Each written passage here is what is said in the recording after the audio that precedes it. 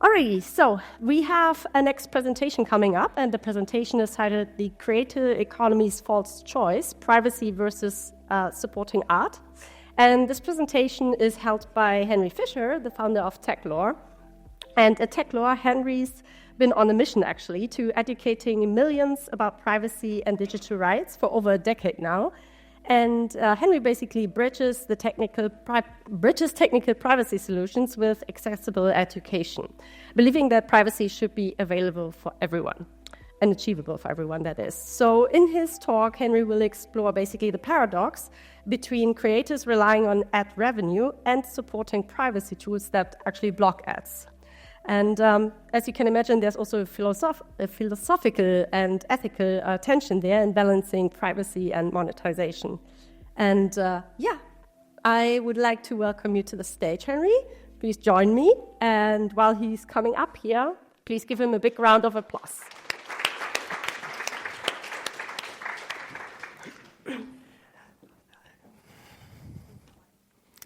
Yeah, hello everybody. So my name is Henry and I run Techlor, and we have been producing content that is pretty much revolving around digital rights. So it involves security, privacy, ad blocking, beating surveillance capitalism, all the very important things that many of us believe in, and making it accessible to regular people.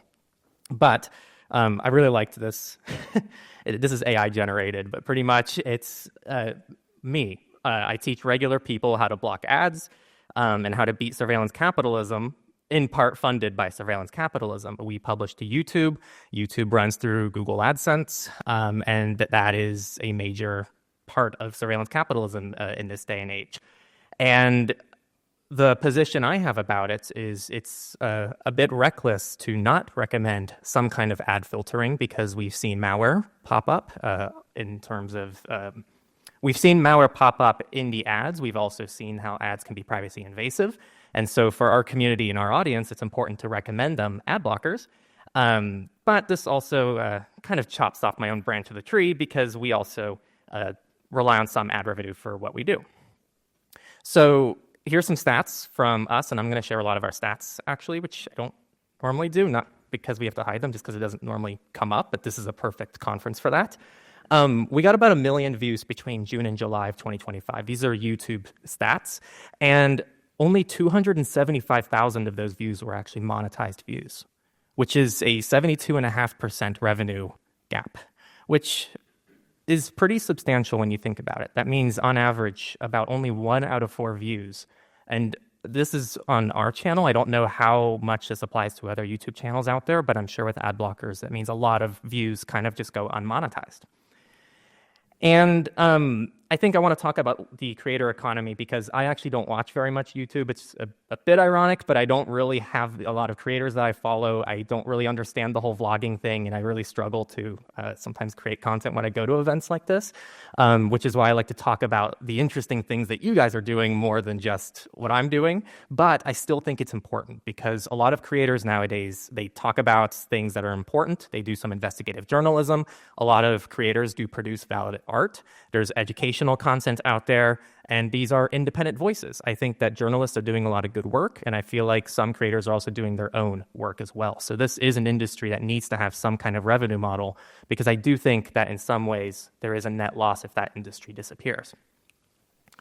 And privacy does get punished. A lot of the people who watch our content, they are using VPNs. And nowadays, depending on where you are, you can't even watch YouTube without logging into a Google account if you have a VPN on.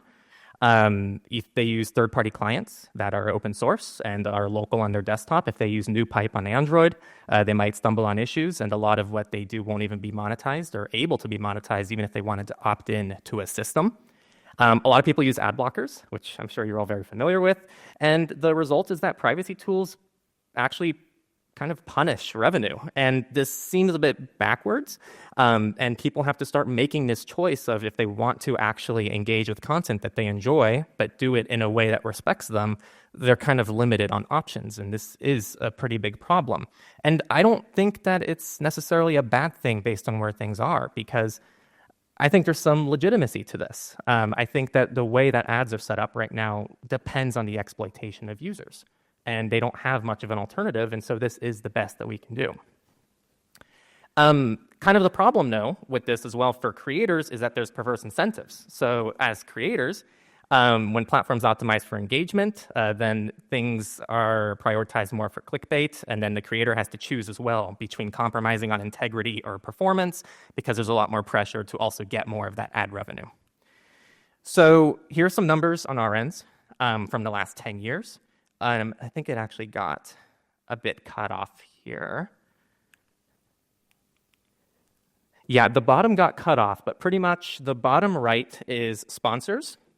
Top right is ad revenue, and then the other three are distributed between our community sources, so people who just like what we do and just willingly give us money, which is super awesome, and people who, there's affiliate revenue as well, so sometimes people click our affiliate links, they're opt-in, they're always disclosed, and so we get revenue from that as well. But this has taken 10 years to do. It's taken 10 years to actually find a way to distribute revenue across multiple sources. But for a lot of creators, they're still leaning a lot into that ad revenue space, or they've completely moved away from the ad revenue space and they've seen that it doesn't really pay as well as it's supposed to. And so they might have a much smaller number. It's something I'm very proud of because it took a long time to get to the place where we're very diversified. So we have vetted sponsorships, we have direct support, and there's other things. And these are some of the alternative revenue models that exist out there. And I want this to be more of a philosophical discussion because I don't really have many answers. And I'm just kind of putting questions out there for things that are kind of going under discussed in my view. Because right now we teach people about ad blockers, the adoption increases, and everyone here probably wants their ad blocker to be used by more and more people. You guys also have your own revenue models. But then that will also shrink the revenue of the creator economy. And then we have this gap. So what's going to replace ads? We're seeing some things come up. We have Brave Rewards. I think Brave Rewards is a really cool concept. And we have previously opted into it. We're going to re-opt into it. It was not a strong reason we stopped using it. We just didn't see as much traction on it back then, but we're going to try it again. A lot of people are moving to things like Substack, which is paywalling content.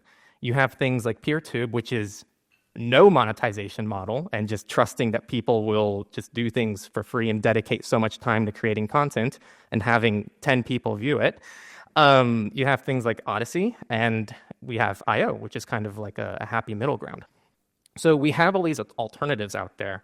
But from a creator perspective, it's very messy. It's hard to decide what to go with, and it's complicated for audiences because, we have these 6 different things that you can contribute to us with isn't really a strong direct message. And none of these are actually really filling in the gap.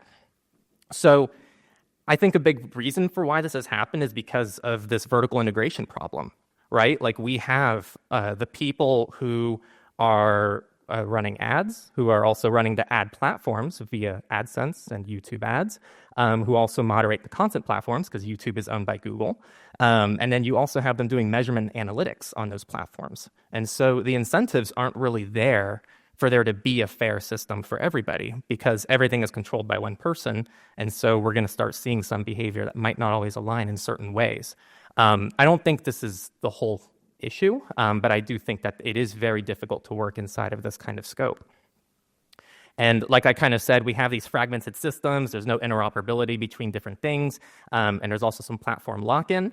And us creators just want things to be simple. Like we don't, at least I can speak for myself. I don't like having to log in and do accounting. I don't like having to log in and to try to figure out like new revenue models that we need to pursue. Like for us, we just care about producing content that our audience loves. And that's what a lot of creators want to do out there. And so they don't want to have to think about this.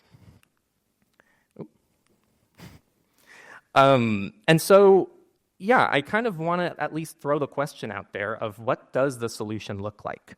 I don't have any answers. I'm not as technical as many of you are here, so I'm not going to have any great ideas. But kind of what I envision a solution being is something that's privacy respecting by default. Ads, I think, can be compatible with the modern internet, and I think they can be privacy respecting, but I think they have to exist away from some kind of vertical integration from a tech company that's not necessarily incentivized to have the best thing for its users. But then how do you integrate that kind of third-party solution into what everybody's using? And I don't know. I think it also needs to be ethical. So there needs to be fair, transparent, creative-first revenue models. Right now, it's kind of the inverse. We don't have any say in anything. If someone says you get a 30% cut of ads, then we get 30% cut. There is no like union or any negotiation. It's just you either join the platform and opt into monetization or you don't. And it needs to be frictionless. And this is something that we all understand. People aren't going to use your product. They're not going to use your ad blocker if it's not easy to use. And they're not going to want to use a system that doesn't improve their web experience. And so all these things need to be existent in whatever solution is out there. And technology exists for this to happen. So I don't think it's a tech issue. I think it's an incentives issue. And I also would love to just kind of open up the floor that creators can be also partners in this discussion. They don't have to be experiments. They don't have to be just the people who produce revenue, because ultimately creators are generating a lot of revenue for these platforms.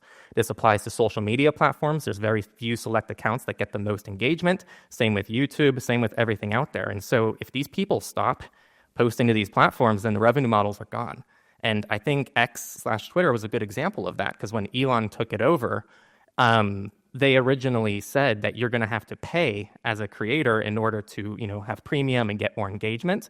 But then they finally flipped the script and said, oh, wait, we need people to stay. And so they created their whole monetization model. So if you get enough engagement on Twitter, you get paid by Twitter. And that follows kind of the general model that we see out there on the internet, which is if you're contributing to the platform and getting people to stay on the platform, you get a little bit of compensation for that.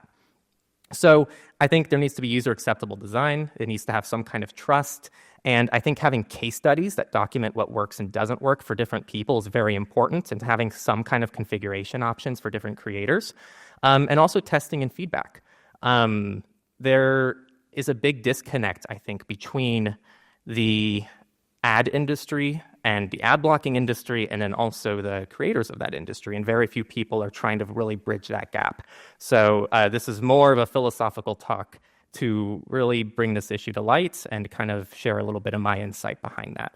And I'll be around the conference, so I'd love to compare notes, chat with any of you to see if there's anything that you guys have ideas about, because I think it's a pretty big issue, and I think it's only going to get worse as time goes on. So that's all I have.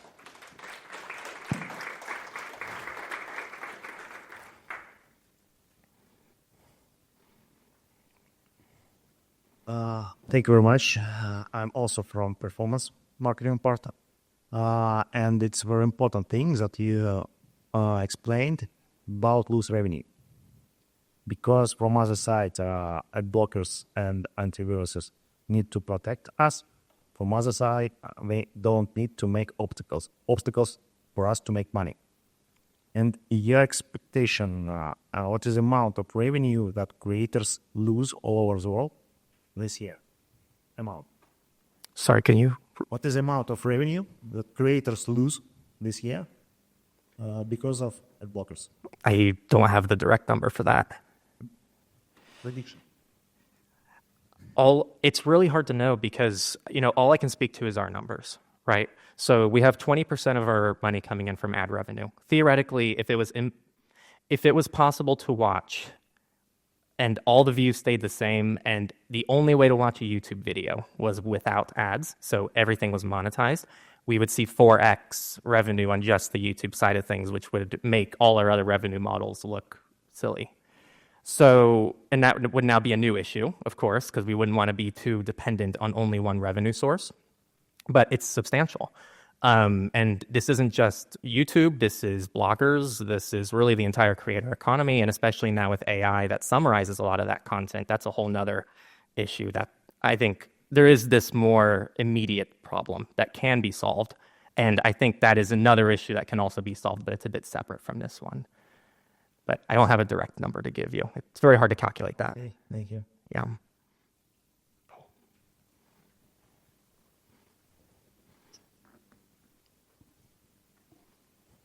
So one thing that you hear quite often from publishers, and I guess content creators kind of get this as well, is that targeted advertising or tracked advertising is worth significantly more than just kind of so non-targeted or non-tracked alternatives.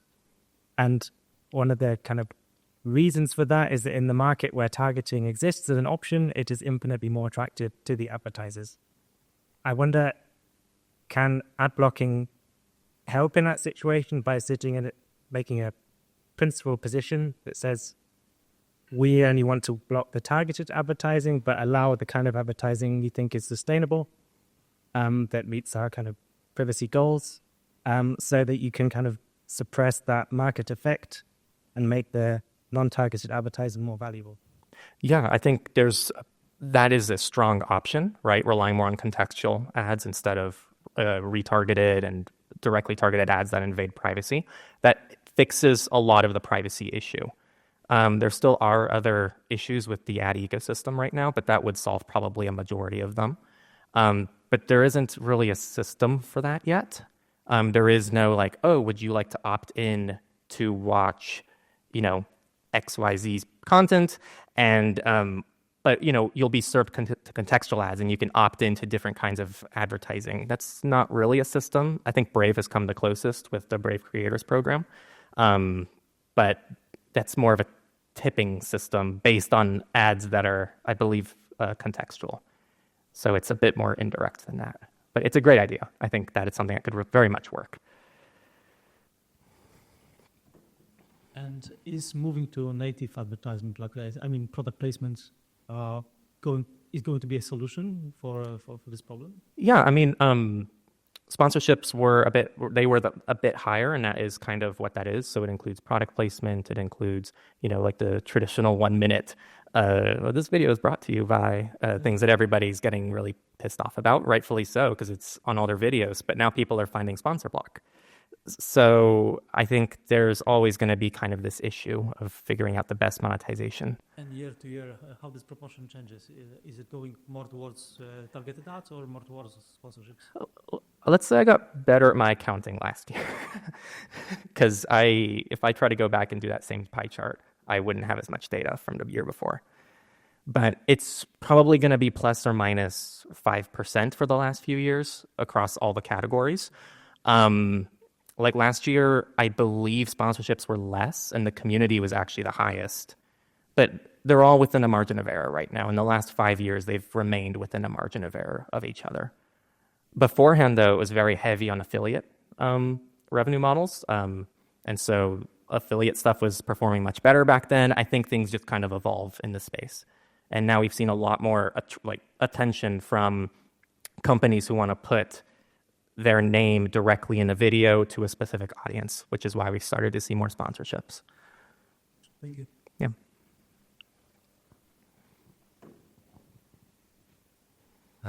Thanks for the talk. So there are these solutions that kind of block the sponsorship ads, like skip the segments in the video. Does it create any problems for you as a creator, or? None that I can measure. I'm sure it does, but I can't measure that. We are fairly transparent with how we do it, so we always timestamp the sponsor segments. So it's really no advantage. I guess sponsor block nowadays can just auto skip, so you wouldn't have to pick up your mouse and click the next timestamp. But we try to keep that pretty transparent. No, I don't think there's any kind of measurable impact yet, but I think in the long run, if more and more people are using sponsor block, then it will be a problem for the creator economy. And I actually do take a bit of issue with the sponsor block guys. At least they've tweeted us before, because once in a video we forgot to put our timestamp, and I think they know our content, and so they said, "Hey, how come this video was neglecting the timestamp?" They were kind of checking to make sure we're still doing that, and it was just an honest mistake, so I fixed it. So.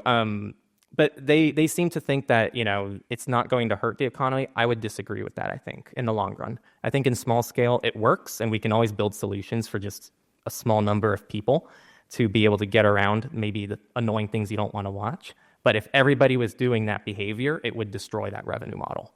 So I think that's how we need to be thinking about solutions, is it doesn't just need to work for one person. It needs to work on a scale of millions, billions of people. Thank you.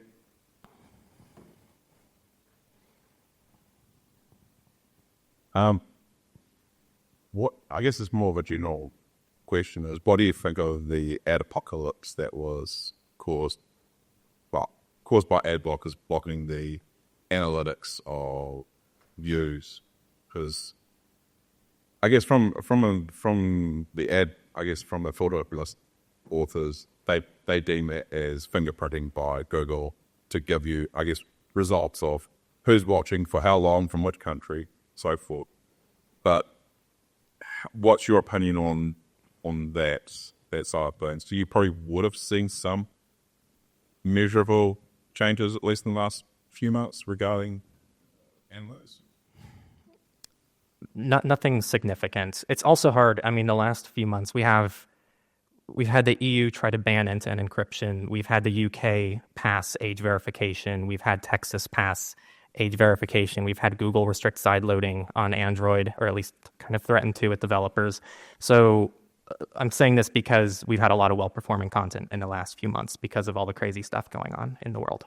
And so for us, ad revenue has been pretty strong the last few months. So it's really hard. All I can really point to with data is what I see on our analytics. So yeah, it's not showing anything different to, say, 6 months ago, for example. It's up from 6 months ago, but our views are also up. So I'd have to go in and check, like, what is the average amount of monetized views, kind of like the number I showed, monetized views versus regular views. But I don't have that number right here ready to give. Yeah, so I guess the way I see this is that in kind of the capitalist reality we live in, there are two ways to make money. One is by providing a lot of value to people, and one is by exploiting people. And I do feel that the YouTube business model is kind of built around exploiting people by either forcing them to sit through these pre-roll ads and mid-roll ads and threaten them that, oh, you're using an ad blocker, we're going to ban you from the site or whatever, right?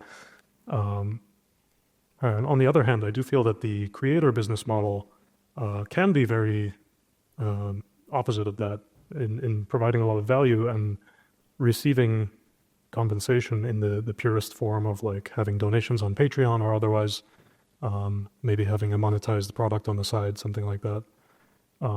So I almost feel in this reality, it's best if creators have a way to almost ignore AdSense entirely and focus 100% on building up alternative revenue streams and making sure that they can build their brand equity and just make sure that their business model is robust against, maybe YouTube changes something in the future and that can take down their entire business, which is kind of scary to think about, right? So that's my take. I feel AdSense is just YouTube's way of making money, and they're kind of locking in the creator population by teasing you with a little bit of it and saying, okay, we'll pay you if you just stay on our platform and only make videos here, right? So that's my take. Yeah, no, it's a good take, and I think there's very much a lot of truth to it. And a lot of creators have already done this. Like we have shifted away. Like I want to be, and that's why we're diversified. Like if anything gets taken away, the rest fill in the gap. And we're not even a huge channel, right? Like there's channels with millions of subscribers and they do the same thing. They're on alternative platforms. They try to have sponsors. They have to diversify things because they don't want to put too many eggs in the AdSense basket. But I think it's also a false dichotomy, right? Like the options don't need to be ignore AdSense and treat it like it can go away tomorrow, or only rely on AdSense. And I think that's kind of what I'm trying to target here is like there's this massive gap that can be exploited, not in a bad way, in a good way, so that people can actually have a bit more independence that's independent of that vertical stack, the integration that I was talking about, that's more friendly to publishers of the internet, if this makes sense. So I think there can be that alternative. And so far we've seen some alternatives, but it's a bit fragmented and it's a bit unclear. There's not a clear alternative quite yet. But yeah, people are thinking about it. I mean, Linus Tech Tips put out his video on how to de-Google. It got removed from YouTube because it referenced the third-party YouTube client that breaks YouTube's terms of service. So it's a problem when you have the same person who's running the ads, who's running the platform, who's running the browser. It creates some incentives that don't align. Okay, thank you, Henry. Yeah, I love seeing the lively discussion. Yeah. No, and please Clearly. continue it. If you see me at lunch or dinner tomorrow or tonight, then please say hi. Definitely. Let's Yeah. keep the conversation going. Thank you.